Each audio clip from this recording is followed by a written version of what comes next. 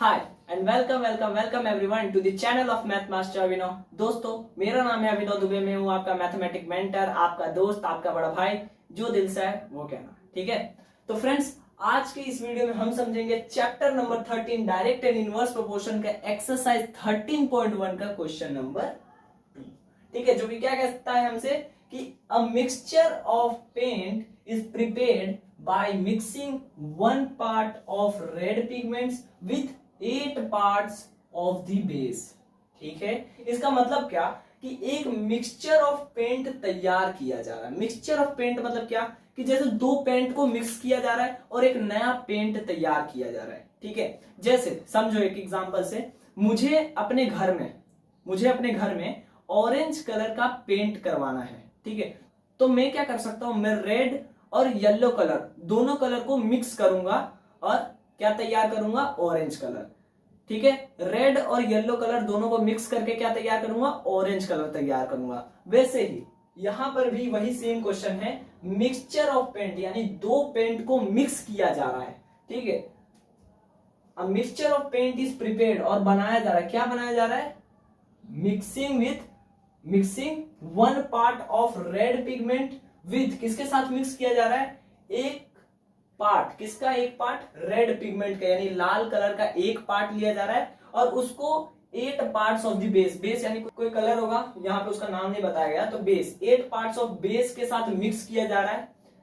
तो आपको पूछा गया है कि इन द फॉलोइंग टेबल, यानी नीचे वाला जो आपको टेबल दिख रहा है उसमें फाइंड करना है कि कितना parts of base that needed to be added, यानी आपको और कितना पार्ट ऑफ बेस ऐड करना होगा। अब हम क्या करेंगे, इस टेबल को एनालाइज करेंगे। पहले देखेंगे, समझेंगे कि टेबल में क्या दिया है, हमें क्या फाइंड करना है, ठीक है। तो आपको पार्ट्स ऑफ रेड पिगमेंट दिया है, कितना दिया है, 1 दिया है, ठीक है। और पार्ट्स ऑफ बेस कितना दिया है, क्वेश्चन में दिया हुआ है, कितना है, 8, ठीक है। अब देखो, जब पार्ट ऑफ रेड पिगमेंट 4 होगा तो पार्ट ऑफ बेस कितना लेना पड़ेगा, सिंपल सी बात है कि आपको ज्यादा लेना पड़ेगा, है ना। तो पार्ट्स ऑफ रेड पिगमेंट कितने हैं, 1, पार्ट्स ऑफ बेस कितना है, 8, ठीक है। यानी 1/8, ये रेशियो क्या बन रहा है, 1/8। तो आपको क्या करना है, आपको ऐसी वैल्यू निकालनी है जो इस रेशियो के साथ चले, इस रेशियो को मेंटेन रखे, ठीक है। यानी जो आने वाली वैल्यू होगी वो उसका भी आंसर 1/8 ही होना चाहिए, ठीक है। यानी आपको ऐसी वैल्यू फाइंड करनी है जो इस रेशियो को मेंटेन करके चले, क्या करके चले, मेंटेन करके चले, ठीक है। तो यहां पर देखो, सिंपल सा क्वेश्चन है, जब आप एक पार्ट ले रहे हो रेड पिगमेंट का और 1 से जब 4 जा रहे हो, कितना ले रहे हो, 4th पार्ट, ठीक है। जब 4 पार्ट लोगे रेड पिगमेंट का तो बेस का भी पार्ट बढ़ेगा, ठीक है। जब आप 1 पे थे तब ये 8 था, लेकिन जब आप 4 पे गए, 1 से कितना गए, 4 पे गए, तो ये पार्ट उतना तो रहेगा नहीं, सिंपल सी बात है, बढ़ेगा। तो कितना बढ़ेगा, जब आप 1 से 4 गए तो आपने क्या किया, मल्टीप्लाई बाय 4 किया। तो सेम चीज हम नीचे भी करेंगे, 8 को भी किससे मल्टीप्लाई करेंगे, 8 को 4 से मल्टीप्लाई करेंगे, तो यहां क्या आएगा, 32, ठीक है। समझ में आया हम क्या कर रहे हैं। अब जब हम रेड पिगमेंट का हमारे पास एक पार्ट था तो उसके लिए पार्ट ऑफ बेस कितना लेना पड़ा, 8 लेना पड़ा, ठीक है। अगर रेड पिगमेंट का 7 पार्ट अगर हम लेंगे तो हमें बेस का कितना पार्ट लेना पड़ेगा, देखो कम या ज्यादा नहीं ले सकते, अगर ज्यादा लेंगे, ठीक है, यानी रेशियो को मेंटेन करके नहीं चलेंगे, ज्यादा लेंगे तो कलर डार्क भी आ सकता है। अगर रेशियो को मेंटेन करके ना चले और अगर कम ले, ठीक है, ये जो पार्ट्स ऑफ बेस है उसको अगर हम कम लें तो कलर लाइट भी हो सकता है, जो मिक्सचर आएगा वो लाइट कलर का भी हो सकता है। तो इसीलिए हमें क्या करना है, रेशियो को मेंटेन करके चलना है, ठीक है। अब देखो, जब 1 पार्ट ऑफ रेड पिगमेंट लिए तो 8 पार्ट ऑफ बेस था। अब अगर हम 7 पार्ट लेंगे तो 1 into 7, ठीक है। तो वही चीज हम नीचे भी करेंगे, 8 into 7, 8 7 से कितना होता है, 56, ठीक है, 56।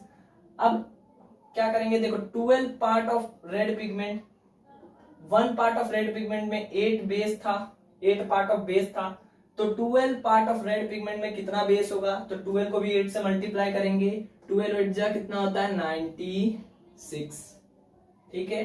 अब 1 से 20 जा रहे हैं, 1 से 20 जा रहे हैं तो क्या कर रहे हैं, 1 से 20 को मल्टीप्लाई कर रहे हैं तब 20 आता है। तो सेम चीज हम करेंगे नीचे भी, 8 को 20 से मल्टीप्लाई कर देंगे तो कितना आएगा, 120, 60, ठीक है, 160 आएगा।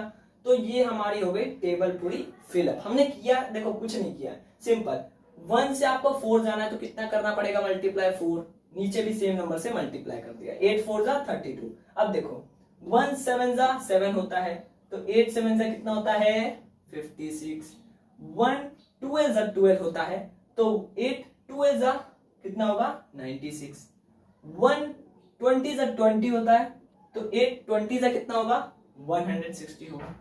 ठीक है, समझ में आया? उम्मीद करता हूं ये भी क्वेश्चन आपको समझ में आ गया होगा। ठीक है, तो चलिए अब आगे बढ़ते हैं और समझते हैं हमारा क्वेश्चन नंबर 3 अगले वीडियो में। तब तक के लिए अपना ख्याल रखें, जो करना है वो करें, लेकिन किसी का नुकसान ना करें। ठीक है, इसी के साथ take care, tata and bye bye.